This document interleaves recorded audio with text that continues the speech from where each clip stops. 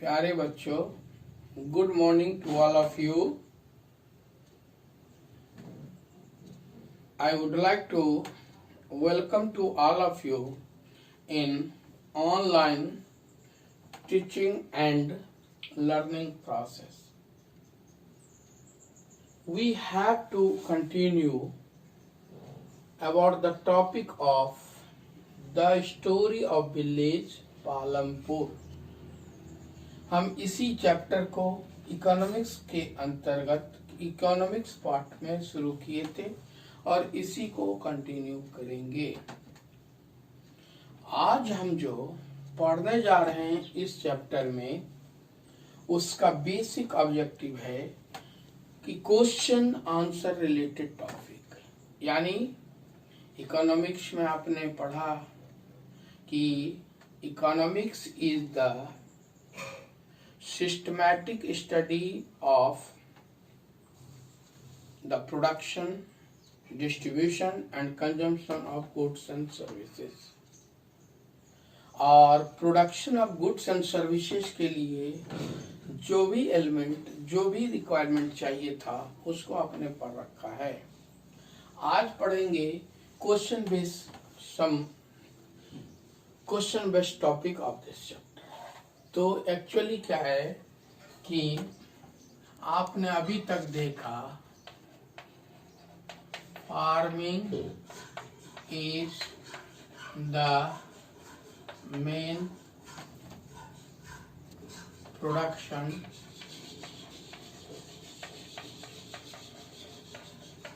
Activity in Palampur.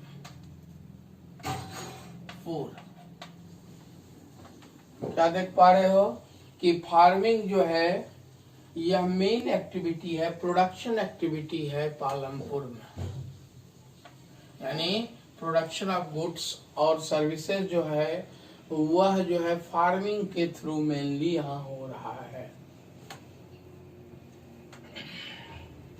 Land is used for farming through labor, capital and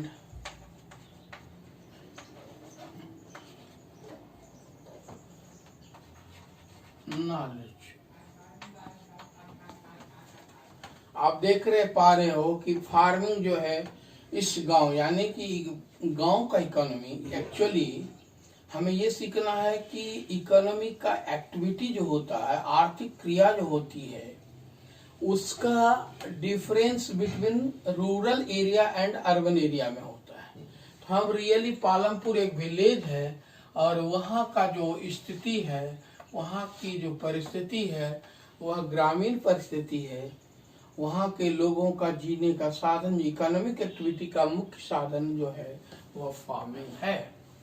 वही कह रहा है farming is the main production activity in Palampur. और production farming के लिए लैंड को मेनली यूज किया जा रहा है फार्मिंग के लिए. किसकी मदद से? लेबर, कैपिटल और नॉलेज की मदद से. यानी इस जमीन पर लेबर, कैपिटल और नॉलेज को इनपुट किया जा रहा है और उसके बदले आपका प्रोडक्शन आ रहा है. It means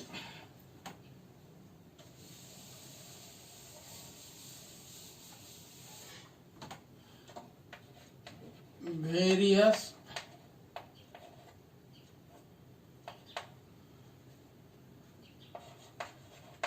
kinds of crops are grown in Palampur. यही प्रोडक्शन है. यानी फार्मिंग का जो आउटपुट हो रहा है वो क्रॉप्स है. Various kinds of crops are grown in Palampur. Okay, अब देखेंगे कि ग्रेजुअली इस क्रॉपिंग पैटर्न में चेंजेज आया। ग्रेजुअली इस क्रॉपिंग पैटर्न में चेंज आया, उसी को देखेंगे। Over the years, over the years, यानी ग्रेजुअली समय समय पर, over the years many changes, many changes कई तरह के परिवर्तन, many changes have been brought, have been brought, have been brought in farming pattern.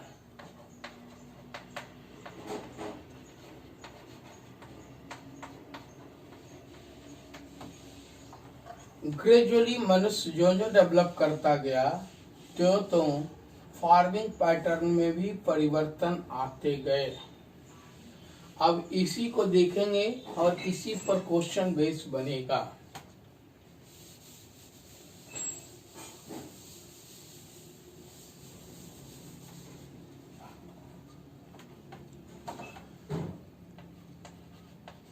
Multiple and modern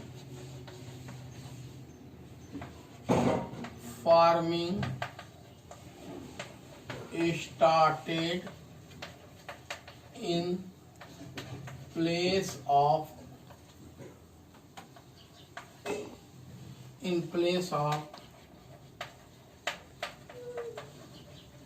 traditional farming,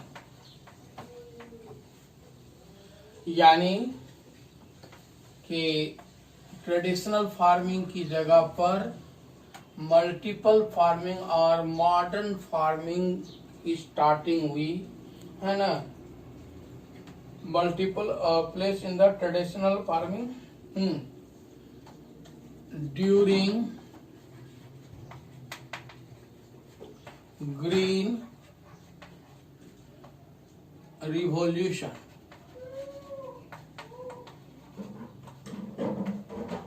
यानी कि जब ग्रीन रिवॉल्यूशन का इम्पैक्ट आया तब ट्रेडिशनल फार्मिंग जो था वहाँ का जो परंपरा से चला रहा था, ओल्डेस्ट मेथड ऑफ फार्मिंग जो थे, उसको रिप्लेस करके मल्टीपल फार्मिंग और मॉडर्न फार्मिंग की शुरुआत हुई।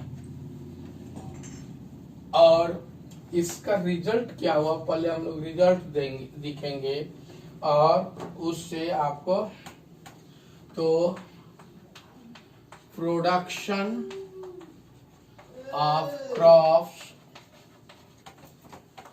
इंक्रीज मैनीफोल्ड,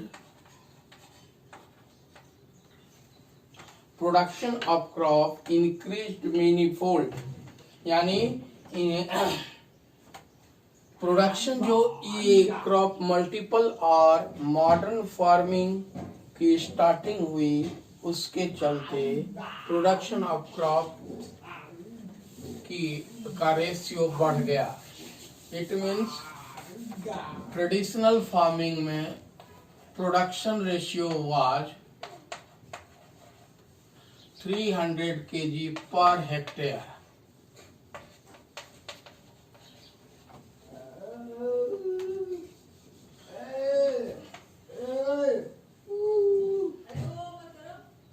ये प्रोडक्शन कैपेसिटी थी ट्रेडिशनल फार्मिंग का। लेकिन जब मल्टीपल फार्मिंग और मॉडर्न फार्मिंग की शुरुआत की गई तो इसका रिजल्ट जो आया वह यह था 3200 kg पर हेक्टेयर। तो you can see 3200 minus 300 is equal to I think kg per hectare increased हो गया। यह बेनिफिट आपको ग्रेजुअली क्रॉपिंग पैटर्न के बदलने से दिख रहा है। यानी पालमपुर में पुराने ढंग से खेती जो लोग करते आ रहे थे उनका आउटपुट था 1300 kg पर हेक्टेयर। जब उन्होंने मल्टीपल और मॉडर्न फार्मिंग पैटर्न को अपनाया तो उनका प्रोडक्शन रेशियो हो गया क्रॉप का 3200 kg पर हेक्टेयर। तो देख लो कि ये ट्रिमेंडस डेवलपमेंट देखा जा रहा है। Tremendous development take place in the production of crops. तो इसी बेस में आपको एक्सरसाइज में क्वेश्चन आता है, पहले उसको डील करेंगे। क्वेश्चन होगा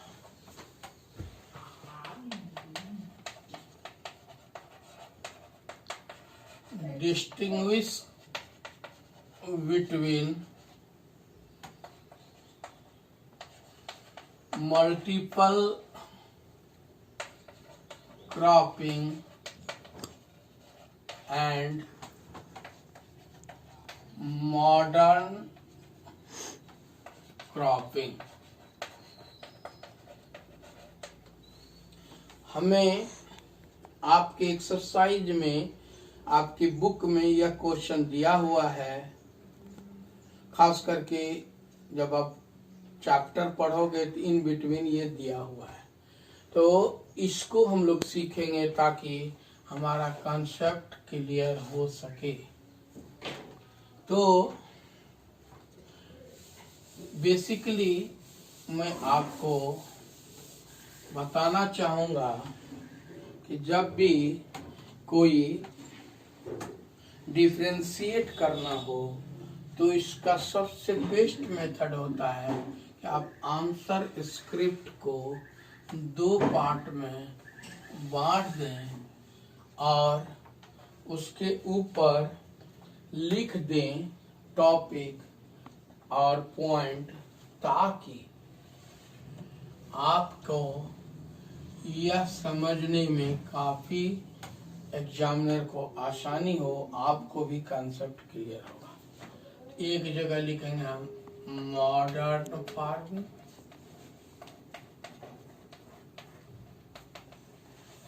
दूसरे में लिखेंगे मल्टीपल फार्मिंग, और क्रॉपिंग जो भी कर सकते हो एक ही है।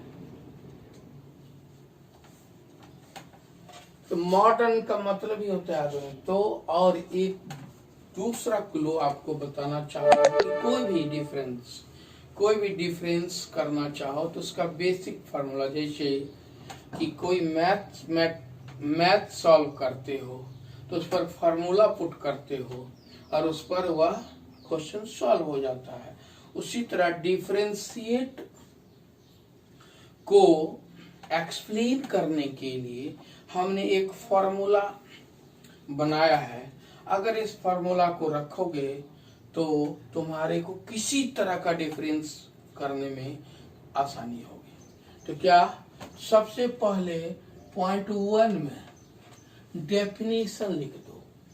तो ऑफ कोर्स जो डेफिनेशन मॉडर्न क्रॉपिंग और मॉडर्न फार्मिंग का होगा वह मल्टीपल फार्मिंग का नहीं होगा।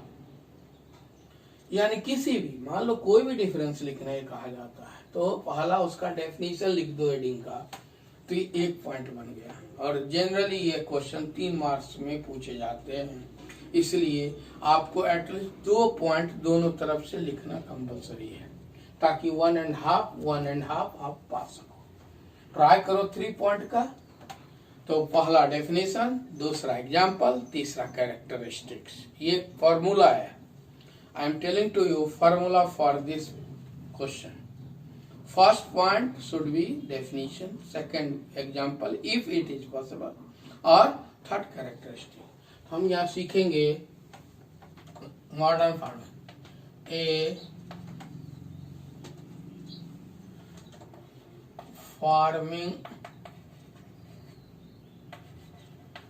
practice with good deal of HYV seeds, chemicals, fertilizers,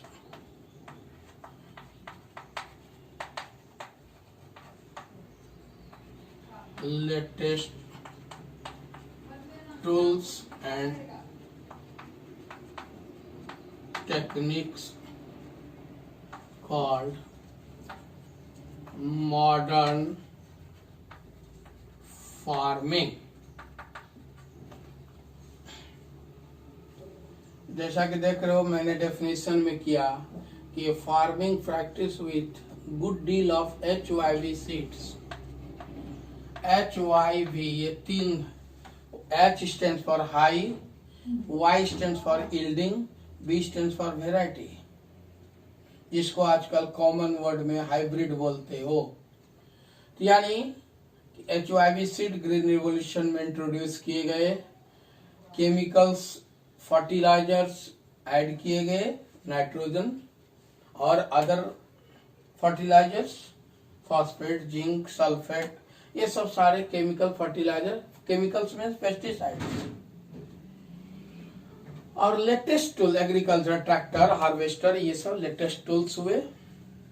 और नई टेक्निक, पुरानी पद्धति को चेंज करके नए टेक्निक, नए ढंग से खेती करने का सिस्टम स्टार्ट हुआ और इसी को हम लोग कहते हैं मॉडर्न फार्मिंग। अब उसी तरह इसका भी एक पॉइंट डेफिनेशन सीखेंगे ताकि हमारा कॉन्सेप्ट आमने सामने क्लियर हो। तो मैंने एक पैटर्न बनाया है, फिर लिखेंगे ए फार्मिंग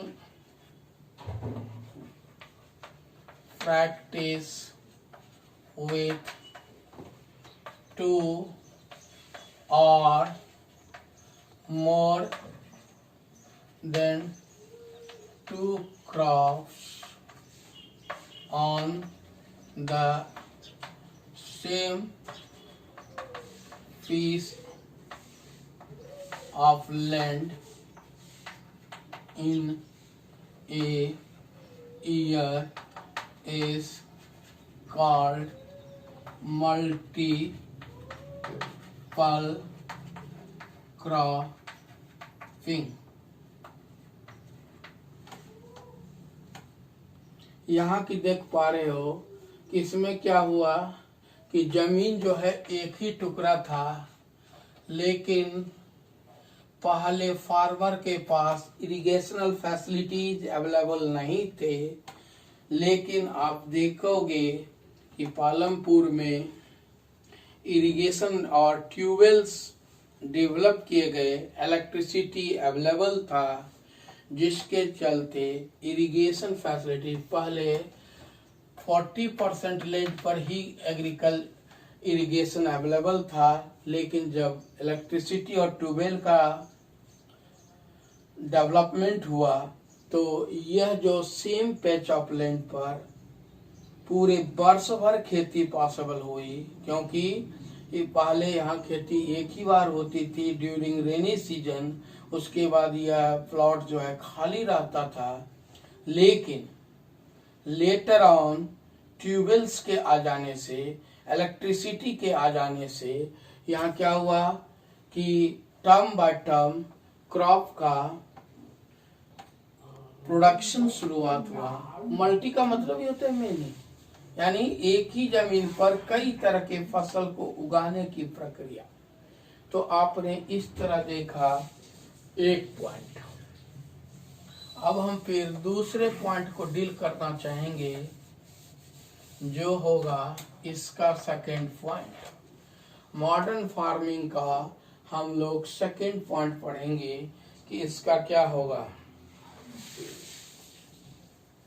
यानी कैरेक्टर करते हैं it needs less land and more capital, यानी या इसको जमीन छोटा भी प्लॉट था लेकिन इसमें कैपिटल इन्वेस्टमेंट ज्यादा था। क्यों कि केमिकल्स, फर्टिलाइजर, हाँ, इंडस्ट्री और मार्केट से, शहर से खरीदने पड़ते थे। HYV सीड्स कॉस्टली था। यह इसका दूसरा पॉइंट हुआ। फिर इसका तीसरा पॉइंट लगातार पढ़ लेते हैं कि इसका रिजल्ट क्या हुआ। इट रिजल्टेड सरप्लस प्रोडक्शन, और इसका परिणाम हुआ कि यहाँ सरप्लस प्रोडक्शन हो गया। जैसे आप देखोगे, जब आगे पढ़ाऊंगा तो आप इसी टॉपिक में देखोगे, जब लैंड डिस्ट्रीब्यूशन दिखाऊंगा तो लार्ज फार्मर जो हैं, जो लैंड होल्डिंग जिसके पास ज्यादा है, उसमें एक कैरेक्टर है तेजपाल सिंह, और तेजपाल सिंह के पास ये मेथड जब उसने अपनाया तो उसके पास सरप्लस प्रोडक्शन व्हीट का होता है मोर देन 300 क्विंटल, जिससे कि वह अगले साल next year new tractor, agricultural tools खरीदता है। वह आगे आप लोग देखेंगे। इट रिजल्टेड सरप्लस प्रोडक्शन, इसका परिणाम ये हुआ कि काफी ज्यादा प्रोडक्शन हुआ। अब आइए हम इस पॉइंट को डील करें, यानी मल्टीपल को। तो मल्टीपल क्रॉपिंग जो था वह शुरू से चला आ रहा था। तो this farming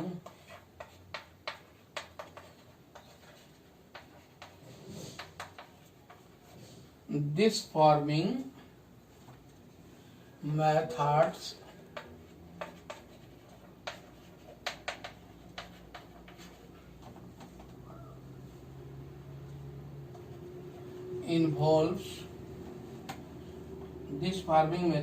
involves traditional seeds,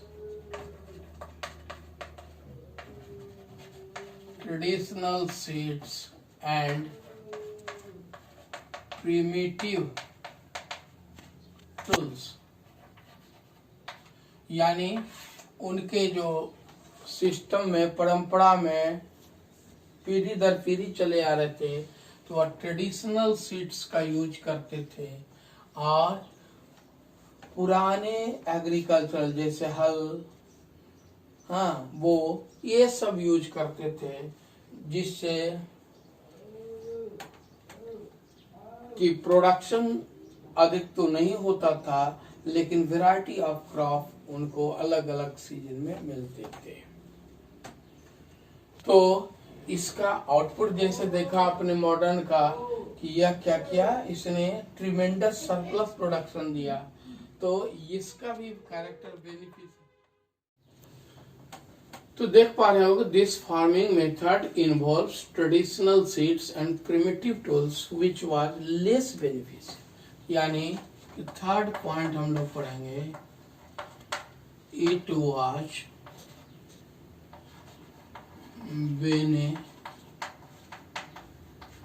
beneficial for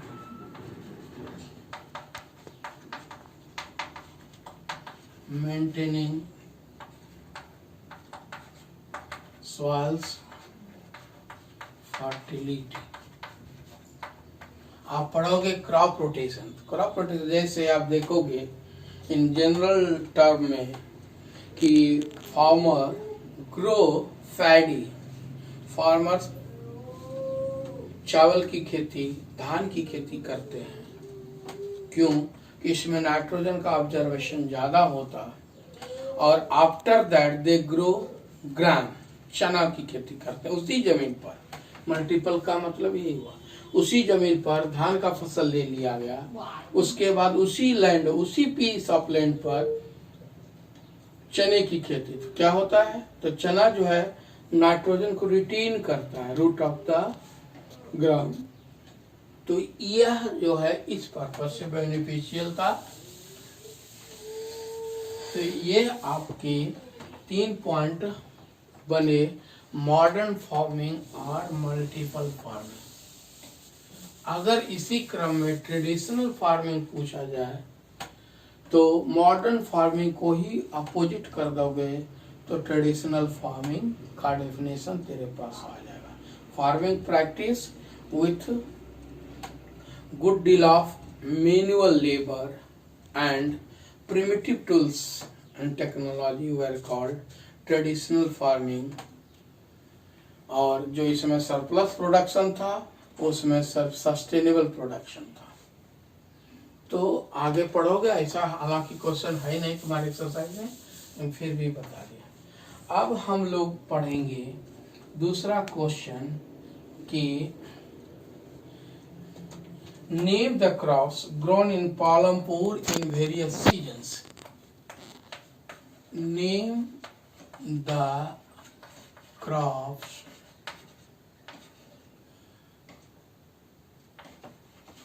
which grown in Palampur। यानी कि आपने देखा प्रोडक्शन का मतलब वहां क्रॉप का ही प्रोडक्शन हो, यानी इकोनॉमिक्स में आपने देखा कि लैंड का, कैपिटल का, लेबर का जो एप्लीकेशन इनपुट हुआ और उसका आउटपुट हुआ क्रॉप्स। तो अब देखेंगे कि इकोनॉमिक एक्टिविटी के लिए कौन कौन से क्रॉप कब कब कैसे उगाए जाते थे, उसी को इसमें पढ़ना है। इसमें आंसर करेंगे the following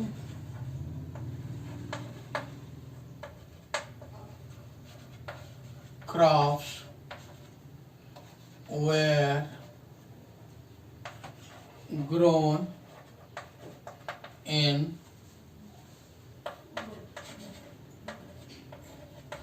Palampur in various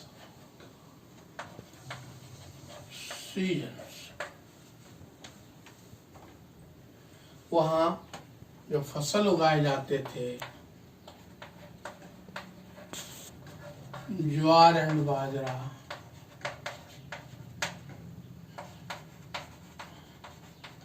kharif season में उगाए जाते थे। खरीफ इज एग्रीकल्चरल सीजन है जो मेन यानी वर्षा ऋतु रेनी सीजन के साथ स्टार्ट होता। The season which start with rainy season or advancing monsoon and harvested crops in the month of October, November, that is called Kharif season. After that, wheat and sugarcane in Rabi season। यह भी एक मुख्य season है India का, world का। तो आगे भी पढ़ोगे rabi it is also an agricultural season. यह भी एक एग्रीकल्चरल सीजन है which starts, it means the sowing of crops in the month of November, December and harvested crop in March and April. This is called Rabi crop। और तीसरा जो है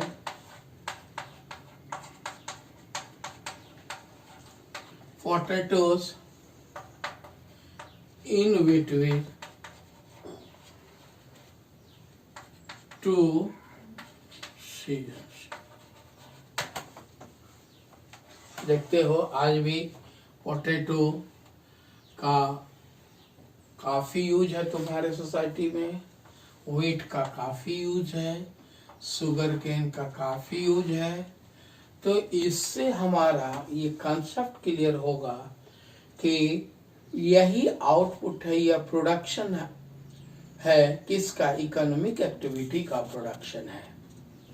तो ये 3 तरह के क्रॉप अलग अलग सीजन में उगाए जाते थे एज पर देयर नीड्स। जब आगे पढ़ोगे तो इसमें शुगर केन को देखोगे कि जब और आगे डेवलपमेंट हुआ, whenever they developed gradually, then they set up a crushing sugar cane mill at their area. आगे कैरेक्टर भी आएगा, उस कैरेक्टर का नाम भी बताएंगे, और वो शुगर केन क्रशिंग का मशीन सेट करता है। उसी तरह आप देखोगे कि यह जो एक्टिविटी है, it was the more beneficial for them. अब अनदर क्वेश्चन, यानी थर्ड क्वेश्चन जो आज हम डील करेंगे, दैट वुड बी, क्वेश्चन है कि how did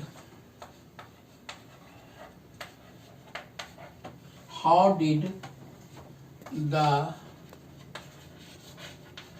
spread of electricity, how did the spread of electricity help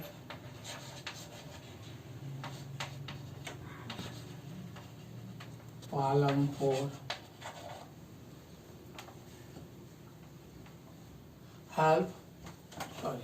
helps farmers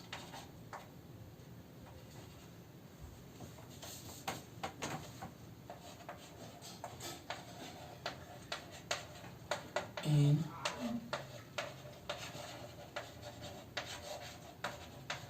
Palampur.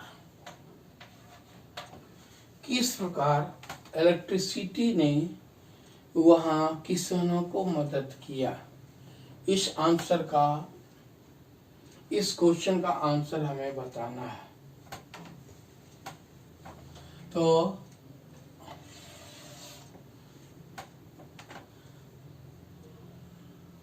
Answer करेंगे the spreading of electricity help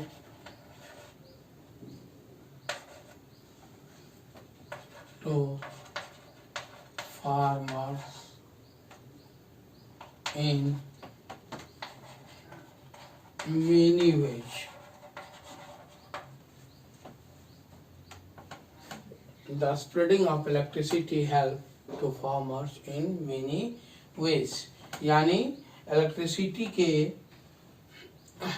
development से, स्प्रेडिंग होने से उसको क्या लाभ हुआ, कई लाभ हुए। पहला आपको बताया था, पहला पॉइंट लिखेंगे, the spread of electricity help in irrigation।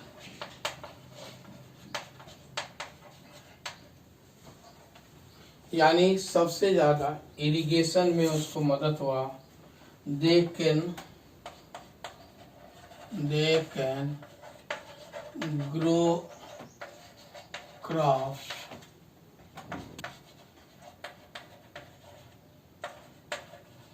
throughout the year with the help of tubewells, यानी कि इलेक्ट्रिसिटी की मदद से वो पंपिंग सेट और इलेक्ट्रिक पंपिंग सेट को फंक्शनिंग में ला सका थ्रू आउट द ईयर, जब जब उसे ज़रूरत हुआ। और इस तरह जो एरिया ओनली 40% एरिया वह कैपेबल था सीजनल एग्रीकल्चर का, अब 100% लैंड जो है ट्यूबवेल्स की मदद से एग्रीकल्चरल के लिए through out the year possible हो गया। तो यह देख पा रहे हो, first point, the spread of electricity help in irrigation, they can grow crops through out the year with the help of tubewells है ना। ट्यूबवेल्स का मतलब यहाँ इलेक्ट्रिसिटी का यूज होता था मोटर में, और उससे वाटर की पंपिंग होती थी, पंपिंग होता था। दूसरा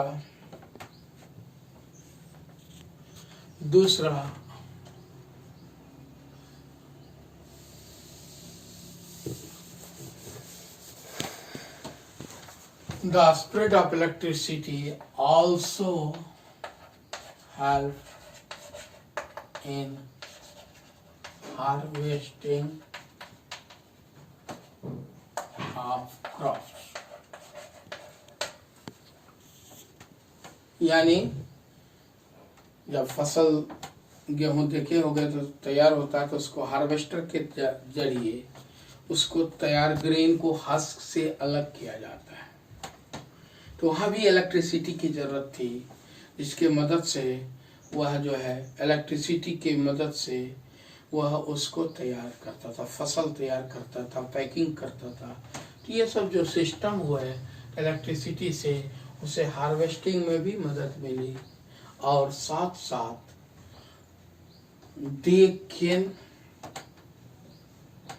be able to contact with the world or nearby market or towns and other program, because in green revolution government also started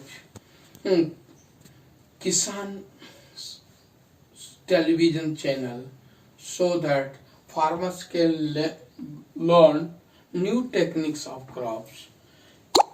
तो घर में टीवी के जरिए उसने खेती करने के पद्धति को सीखा, जहाँ यानी टीवी भी इलेक्ट्रिसिटी से चल रहा था।